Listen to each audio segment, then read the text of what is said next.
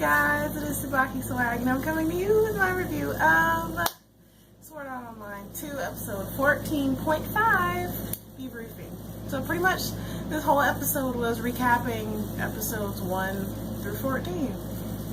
Thus the name debriefing and thus the half number of the episode. So there isn't a whole lot that I have to say about this because pretty much Shino is pretty much narrating everything that happened and her feelings on how things have changed and how things have happened throughout a short amount of time that she has been going through these things and knowing Kirito, going through battles with him, well, first fighting him and then working beside him, fighting Death Gun, and then finding out that the one person that she was closest to was trying to kill her. So yeah, that was pretty much the episode in a nutshell.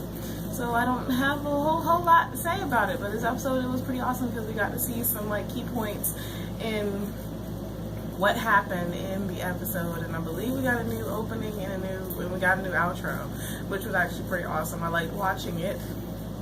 I could be completely late, but I watched the intro today and the outro today and it looked new. Maybe it's just me, I don't know. But yeah, that was pretty much the whole episode.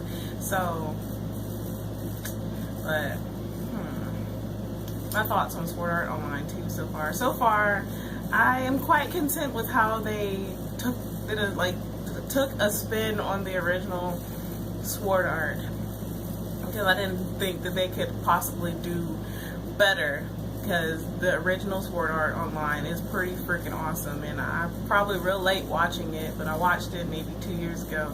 Well, not even 2 years ago, maybe about a year ago, and it was an amazing story. I was just so awestruck by the awesomeness that was Sword Art Online and the fact that they made another part to it, a continuation to it, and we get to see how things have worked out for everyone from Sword Art Online that have made it back to the real world and are still playing games, which is pretty freaking awesome considering that they went through all that shit in Sword Art Online and they're willing to play another VR MMO. I mean, even at the end of Sword Art Online, they started playing ALO.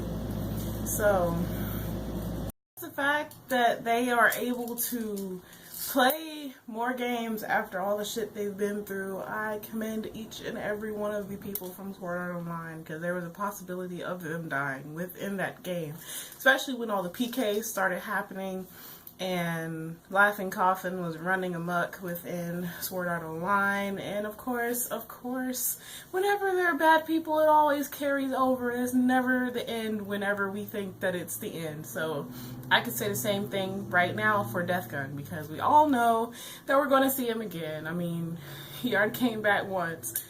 I believe that nothing will ever be able to stop him from coming back. I honestly don't think that we'll be hearing much from Shinkawa anymore.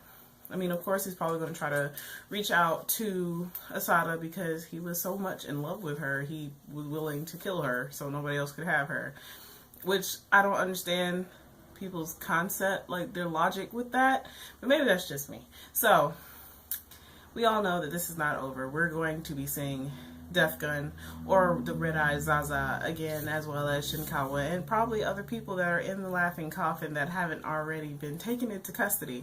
So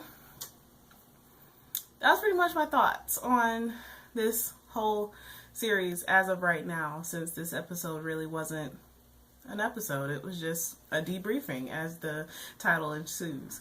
So as always, I would love to hear how you guys felt about how this arc ended, how you feel about just the series as a whole, the new series as a whole. How do you feel? Like, does it give the original series justice as far as all of this stuff happening within this series that's supposedly like a continuation from the original?